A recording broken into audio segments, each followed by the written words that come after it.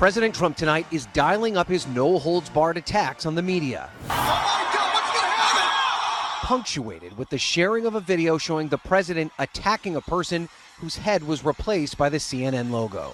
The fake media tried to stop us from going to the White House, but I'm president and they're not.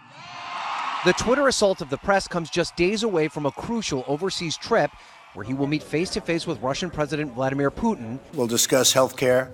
And domestically, he is trying to help the Senate Republicans shepherd through a health care bill. His lack of a public focus on those major issues has even Republicans concerned. There's an important distinction to draw between bad stories or crappy coverage and the right that citizens have to argue about that and complain about that, and trying to weaponize distrust.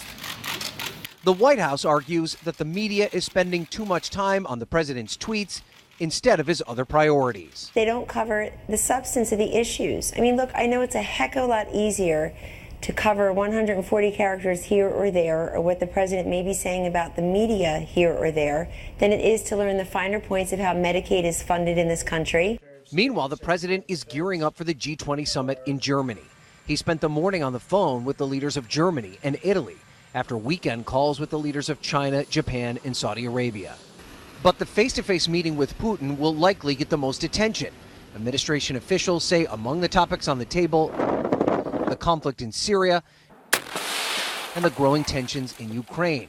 What is not as clear, according to administration officials, is whether the president will raise the Russian hack of the U.S. election. Trying to predict President Trump is a fool's errand. I have very little confidence that the president will bring up the Russian attack on our voting system last November. This all comes as the president himself defends his use of social media as a way to talk directly to the American people and vowed to continue his war on the media. The dishonest media will never keep us from accomplishing our objectives on behalf of our great American people. Will never happen.